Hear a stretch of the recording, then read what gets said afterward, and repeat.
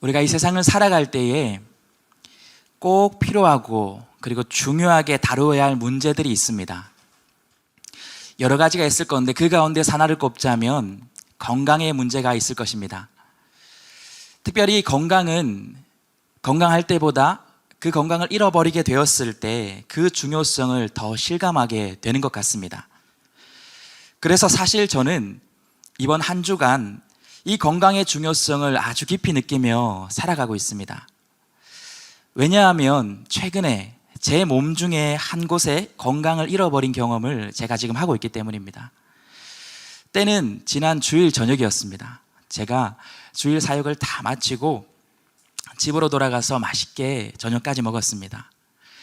저녁을 맛있게 먹고 그 그릇을 이제 정리하고 그 다음에는 무엇을 해야 할까요?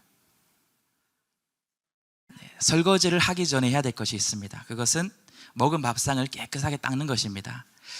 제가 평소에 밥상에 무엇을 잘 흘리고 먹기 때문에 항상 이 닦는 것을 잘해야지만 아내로부터 잔소리를 덜 들을 수 있습니다. 제가 이번 주일도 저녁밥을 맛있게 먹고 더러워진 상을 닦고 있는데요, 제가 허리를 살며시 숙이고 좌우로 상을 닦고 있었습니다. 그런데 갑자기 정말 너무나도 황당하게 무거운 것을 든 것도 아니고 상을 닦고 있는데 갑자기 허리에서 뚝 하면서 소리가 나는 것입니다. 제가 통증이 오기 전에도 이거 뭔가 크게 잘못된 것이구나 라는 것을 직감할 정도로 소리가 크게 났습니다. 통증이 몰려오면서 그날 밤을 제가 어떻게 잤는지 아침이 와서 병원 가기만을 기다렸던 그런 밤을 지새웠습니다. 그런데 감사한 것은 그럼에도 하나님께서 오늘 이 자리에 지킬 수 있는 그 은혜를 저에게 주셨다는 것입니다. 하나님은 우리 인간을 창조하실 때 특별히 회복할 수 있는 은혜를 우리에게 더하여 주셨습니다. 우리의 육체가 고장이 나고 또 질병이 걸리고 고통의 문제가 생기면 우리는 그 상태 그대로 영원히 그 고통과 문제를 안고 가는 것이 아니라, 그것이 지속되는 것이 아니라 다시 회복되어질 수 있는 그 은혜로 하나님은 우리를 창조하셨다라는 것입니다. 하나님은 우리 안에 있는 면역력을 통해, 아니면 좋은 약을 통해서, 혹은 좋은 의사를 통해서 어떠한 하나님의 다른 방법들을 동원해서 우리를 회복할 수 있게 하셨다라는 것입니다. 그래서 저도 이튿날 바로 월요일에 가서 비싼 인대주사도 맞고 그리고 또 진통제도 먹고 물리치료도 받으니까 다시 회복되어서 이 자리에 설 수 있는 그 은혜를 감사로 누리고 있는 것입니다. 이처럼 하나님은 우리에게 회복할 수 있는 은혜를 주신 분인 줄 믿습니다. 그런데 이 회복의 은혜는 비단 우리의 육체만에 머무르는 회복의 은혜가 아니라 보이지 않는 우리의 영혼에 있어서도 하나님은 동일한 영혼의 회복을 더하시는 하나님이십니다. 그렇게 하나님은 우리의 몸뿐만 아니라 영혼까지 회복시켜주시는 그러한 은혜의 하나님이십니다. 그렇기 때문에 오늘 이 시간 함께 말씀을 나눌 때는 특별히 우리의 몸과 우리의 마음과 또 우리의 영혼까지, 우리의 모든 삶을 하나님의 온전한 회복의 은혜로 이끄시는 그 하나님을 이 시간 발견하고 그 하나님의 은혜를 누리는 이 시간 되길 간절히 소망합니다. 우리가 함께 읽은 오늘 본문의 사사기의 말씀과 그리고 우리가 매일 큐티를 통해서 지금까지 읽고 있는 사사기의 말씀을 보면 이 사사기에는 반복적으로 반복되는 회복의 패턴이 나오는 것을 우리는 볼 수 있습니다. 그 회복의 패턴은 이스라엘의 타락으로 시작됩니다. 그리고 그 이스라엘의 타락은 하나님의 징계로 이어집니다. 그 하나님의 징계를 받고 이스라엘은 그제서야 하나님께 부르짖는 단계로 가게 되고, 그리고 그 부르짖음에 응답하여서 하나님은 이스라엘을 구원할 자 사사를 세워주십니다. 그리고 그 사사를 통해 하나님의 구원을 이루어 주십니다. 그러나 이 패턴은 거기서 끝나지 않고 반복하여 이스라엘이 재타락하는 것으로, 그래서 사사기를 보면 이 회복의 패턴이 6번이나 반복되는 것을 우리는 볼 수 있습니다. 이처럼 하나님의 그 반복적인 회복의 은혜가 이스라엘 가운데 여러 번 나타나고 있는 것이 사사기의 말씀입니다. 그런데 신학자들은 이렇게 반복적인 하나님의 회복의 은혜가 있는 그 사사기를 비유하여 말할 때 오히려 슬픔의 책이라고 사사기를 표현합니다. 하나님의 반복적인 회복의 은혜가 있다는 것은 반대로 얘기하면 이스라엘의 반복적인 타락이 있다는 것을 의미하기 때문입니다. 그렇기 때문에 신학자들은 하나님의 회복의 은혜를 거듭하여 받고서도 다시 재타락하고 다시 재타락하는 그들의 모습을 보며 사사기를 슬픔의 책이다라고 표현할 수밖에 없는 것입니다. 그런데 이스라엘은 도대체 왜 반복적인 그 하나님의 회복의 은혜를 누리면서도 그들은 다시금 반복적으로 타락의 길을 접어드는 이유는 무엇일까요? 그 이유는 그들은 자신들을 재타락의 길로 이끄는 바로 그 문제의 원인을 제대로 바라보지 않고 그 문제를 해결하지 못하고 살아가기 때문에 그것이 반복적으로 발생할 수밖에 없었습니다. 이스라엘의 반복되는 그 타락의 모습을 보면 그들은 단순히 지금 눈앞에 있는 것을 위해 살아가고 그것을 위해 기꺼이 죄를 짓고 그로 인해 하나님께 징계를 받을 때에 그 문제의 해결만을 위해서 하나님께 부르짖고 그 문제만 해결받으면 그곳에 만족하며 살았던 그런 한치 앞만 보며 살아갔던 그런 하루살이와 같은 어리석은 사람들이 바로 이스라엘 민족이었다라는 것입니다.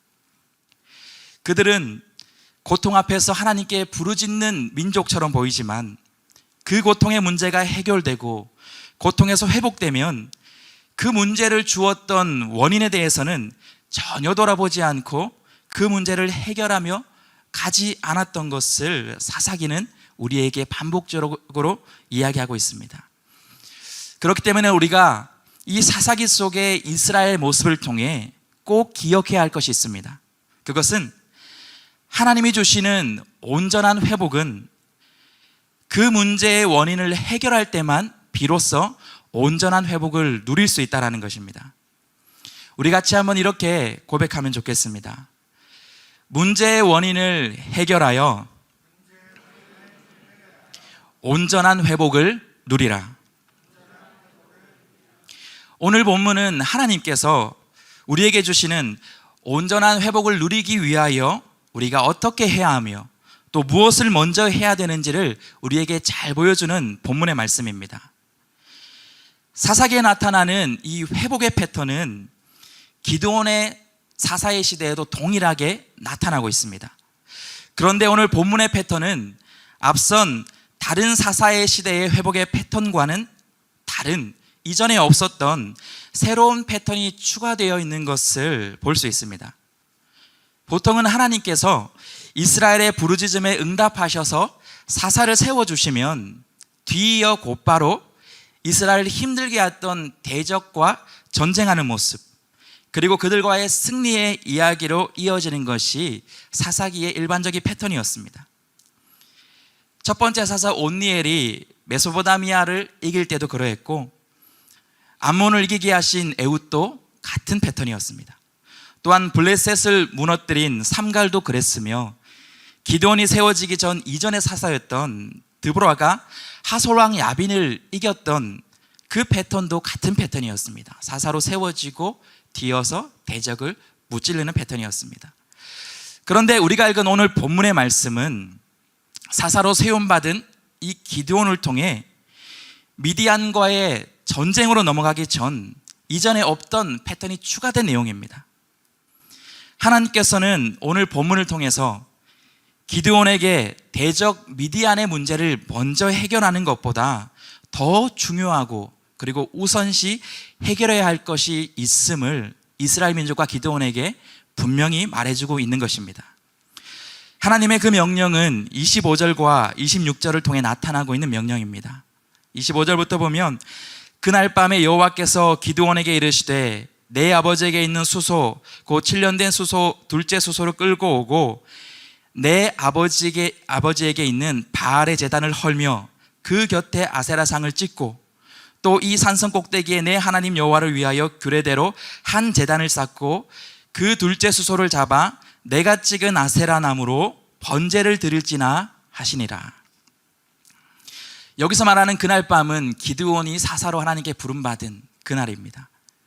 그리고 그렇게 부름받은 기드온을 미디안으로부터 구원할 세서로 세운 바로 그날 밤에 하나님께서는 기드온에게 가장 먼저 내리고 있는 명령이 이스라엘의 우상의 문제를 해결하라는 것이 가장 먼저 하신 명령이다라는 사실입니다. 이스라엘을 힘들게 하고 있는, 지금 당장 눈앞에 닥쳐 있는 외부의 적, 그 미디안의 문제를 해결하여 주는 그 회복이 중요한 것이 아니라 그 이방 나라들로부터 지금 자신들이 고난을 당하게 만든 자신들 안에 있는 그 우상의 문제를 해결하는 것이 가장 중요한 해결의 문제임을 먼저 말씀하고 계신 것입니다. 사사기 안에서 기드온으로 시작되는 이후의 말씀, 사사의 이야기들을 보면 이스라엘의 타락이 점점 더 심해지는 것을 우리는 볼 수 있습니다.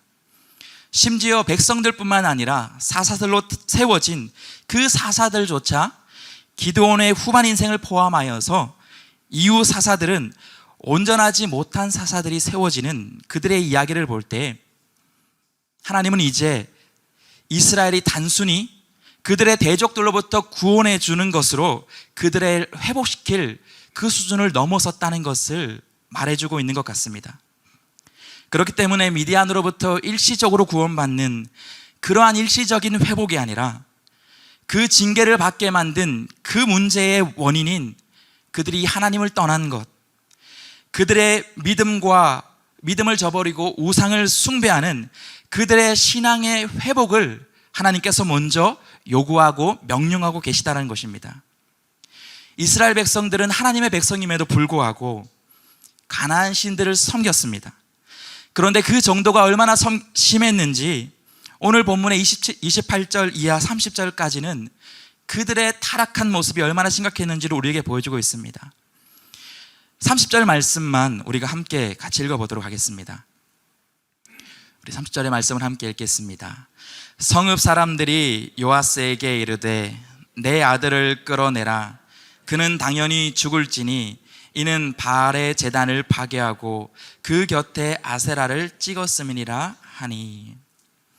지금 우리가 읽은 이 말씀의 상황은 하나님의 명령에 따라 기드온이 바알의 제단을 부수고 아세라상을 찍어버리고 그 아세라상을 태워서 하나님께 번제를 드린 그 이후의 상황을 본 이스라엘 백성들이 기드온과 그의 아버지를 향하여 보인 반응의 모습이었습니다.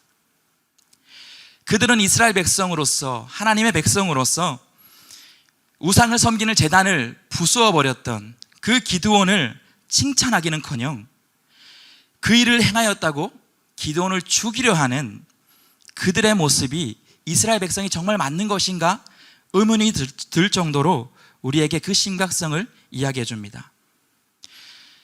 그들 가운데 자신들에게 풍요와 다산의 복을 주리라 믿는 그 우상을 숭배하는 신앙이 너무나도 이미 깊이 자리 잡고 있어 그 처참했던 당시의 상황을 우리에게 잘 보여주고 있습니다. 하나님은 바로 그들의 그 심각했던 그 문제의 원인, 우상의 숭배의 문제, 하나님을 떠났던 그들의 믿음의 문제를 다시 회복할 수 있기를 먼저 명령하고 있는 것입니다.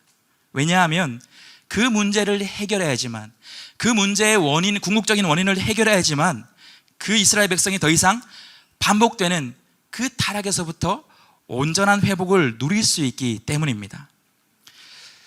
하나님의 이 메시지는 오늘 우리에게도 동일하게 역사되는 메시지인 줄 믿습니다.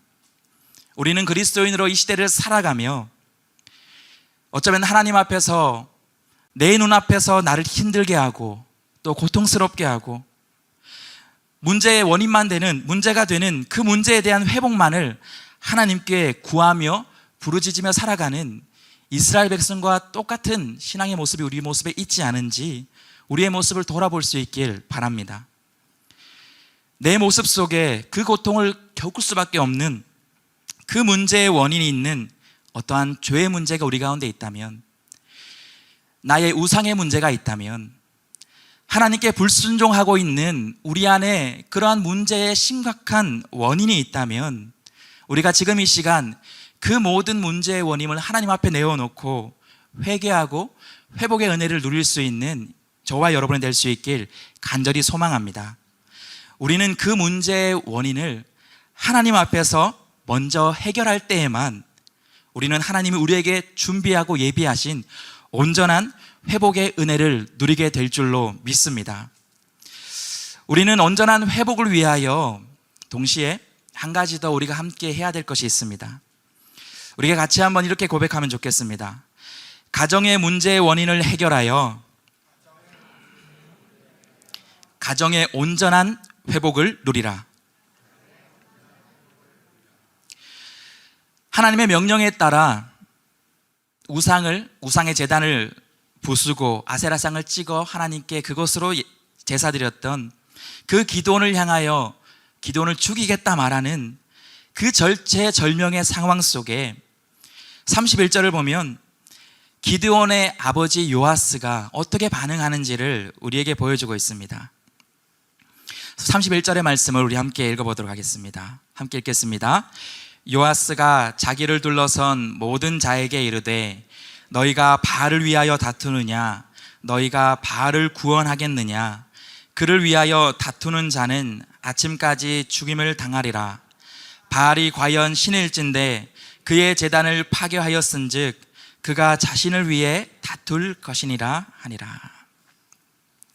아들이 죽을 위기에 놓인 그 상황 속에서 아버지 요아스는 그 위기를 모면할 행동을 두 가지로 하고 있는데, 요아스의 행동은 첫 번째는 협박의 말이었습니다. 요아스는 자신의 아들을 죽이려고 몰려온 자들을 향하여 너희가 바알을 위하여 다투느냐, 너희가 바알을 구원하겠느냐, 그를 위하여 다투는 자는 아침까지 죽임을 당할 것이다.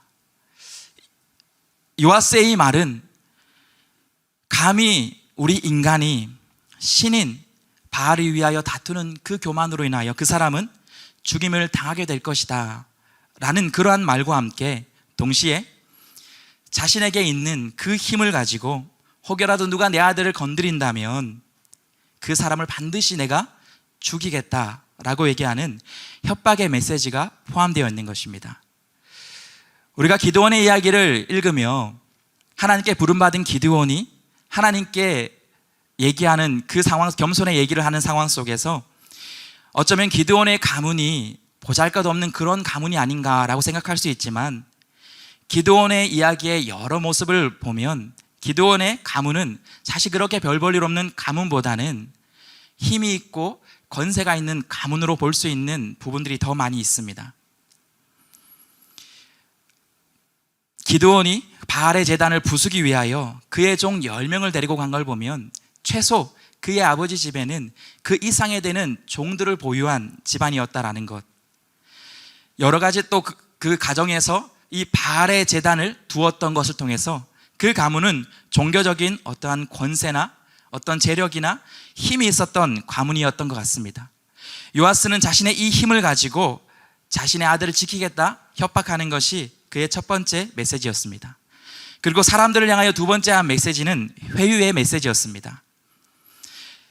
요아스는 이렇게 이야기합니다. 바알이 과연 신일진데 그의 제단을 파괴하였은즉 그가 자신을 위해 다툴 것이니라 하니라. 무슨 말일까요? 바알이 신이라면 그의 제단을 허문 그 사람을 바알이 직접 자신을 위해 처리할 것이다 라고 얘기하는 것입니다. 이 말을 통해서 우리가 유추해 볼 수 있는 것이 있습니다. 그것은 요아스는 이미 알고 있었다라는 것입니다. 비록 자신의 집이 바알의 제단이 있는, 바알을 섬기는 데 앞장섰던 그러한 우상 숭배자의 모습처럼 보였을지라도 그 우상이, 그 바알이 진짜 신이 아니라는 것을 그는 알고 있었기 때문에 사람들로 하여금 바알이 진짜 신이라면 그 신이 자신의 아들을 처벌할 것이다 라고 회유하며 그들의 마음을 돌리는 말을 할 수 있었다라는 것입니다. 그는 바알의 제단을 파괴했다고 바알이 자신의 아들을 해칠 수 없다는 것을 분명하게 알고 있었던 사람이라는 것을 우리는 알 수 있습니다.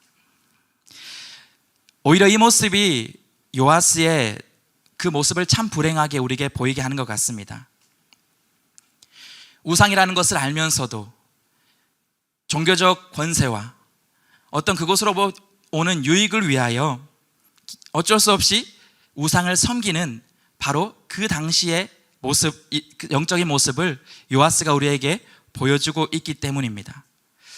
그런데 어쩌면 이 아버지 요아스의 모습이 우리의 가족 가운데 있는 누군가의 모습이 되지 않을까 우리는 돌아봐야 할 것입니다. 어쩌면 이 자리에 있는 여러분들의 가정 가운데, 가족 가운데 누군가는 자신이 중요하게 생각하는 것이 우상인 것을 알면서도, 그것이 죄를 짓는다는 것을 알면서도 어떠한 나의 유익을 위하여 어떠한 것이 두렵기 때문에 그것을 부서뜨리지 못한 채, 포기하지 못한 채 살아가는 우리의 가족들이 있진 않습니까? 그러한 가족이 생각난다면 그것이 남편이나 아내나 부모나 자녀라면 이 시간에 있는 우리가 기꺼이 우리 가정을 위해 우리의 가정의 우상을 용기 내어 부술 수 있는 저와 여러분이 될 수 있길 간절히 소망합니다. 누군가는 우리 가정 안에 그 우상의 문제를 해결해야지, 그 죄의 문제를 부셔버려야지만 하나님이 우리 가정에 주신 온전한 회복의 은혜를 우리가 누리게 될 줄로 믿습니다. 그 용기와 그 믿음의 담대함을 가질 수 있는 저와 여러분이 될 수 있길 예수님의 이름으로 축복합니다.